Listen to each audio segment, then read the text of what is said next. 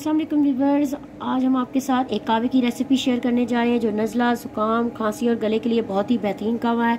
तो चलते हैं रेसिपी की जानिब। 2 कप पानी। सबसे पहले ऐड कर रही हूँ 4 इलायचियाँ, ग्रीन इलायची, 4 ही लौंगे, 1 दालचीनी, 2 टेबलस्पून चीनी के दिखाऊँ। और देखिए इतनी सी मैं ऐड कर रही हूँ सब्जी चाय, ग्रीन टी।